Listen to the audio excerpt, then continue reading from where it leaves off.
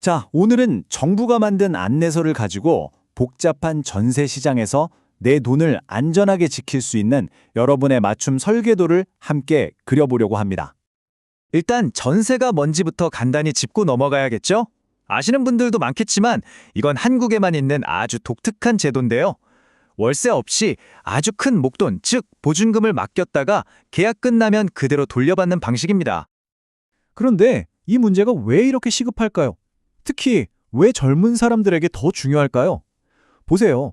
이게 정말 충격적인데 피해자 4명 중 3명이 40세 미만, 그러니까 사회 초년생이나 젊은 층이라는 거예요.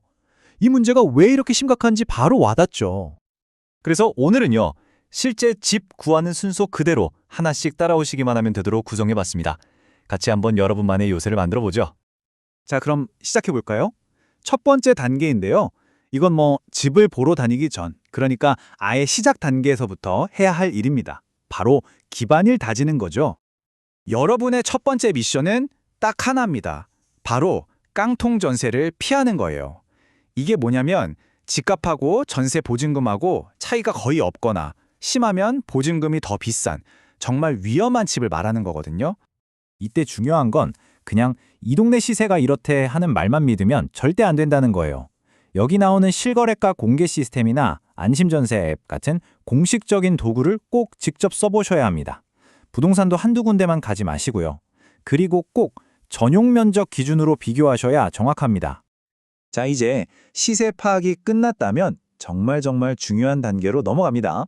계약서에 도장 찍기 바로 전, 여러분의 여세벽을 단단하게 세우는 과정이라고 할 수 있겠네요. 앞서 시세 확인은 말씀드렸죠? 이제 남은 건 두 가지.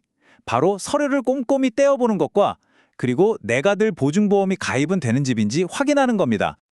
서류 중에서도 제일 중요한 게 이 등기사항 증명서인데요. 복잡해 보이지만 딱 두 군데만 보시면 돼요.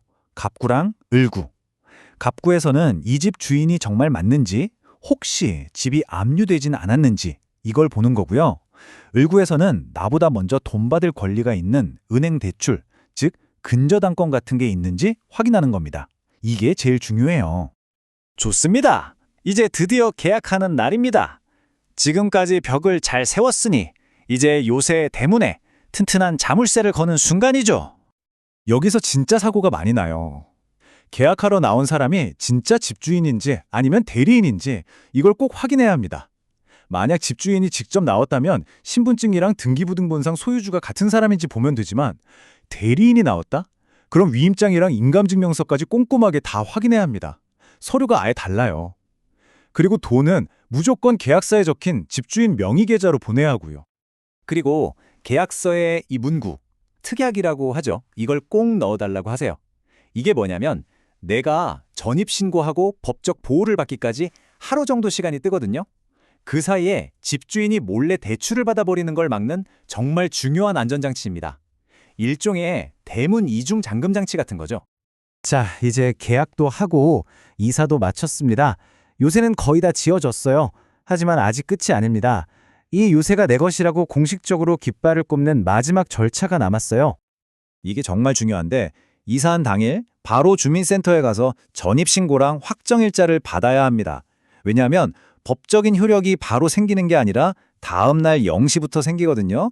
바로 이 시간 텀 때문에 아까 말씀드린 그 특약이 필요한 거고요.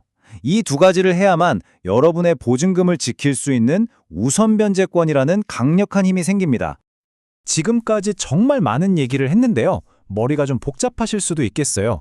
그래서 만약 다른 건 다 잊어버리시더라도 이것만은, 이 세 가지만은 절대 잊지 마세요.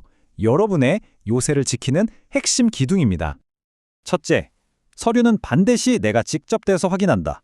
계약 직전, 그리고 잔금 치르기 직전 2번이요. 둘째, 내 돈을 받는 사람이 서류상에 그 집주인이 맞는지 두 눈으로 확인한다. 셋째, 이사하는 날 모든 걸 제쳐두고 가장 먼저 주민센터로 달려가서 전입신고와 확정일자를 받는다. 이 세 가지는 선택이 아니라 필수입니다. 자, 이제 내 새 집 정말 안전할까라는 질문에 스스로 답할 수 있는 도구를 갖게 되셨습니다. 이렇게 꼼꼼하게 여러분만의 요새를 쌓아 올리는 건 단순히 집을 구하는 걸 넘어서 여러분의 소중한 미래 자산을 지키는 일이니까요.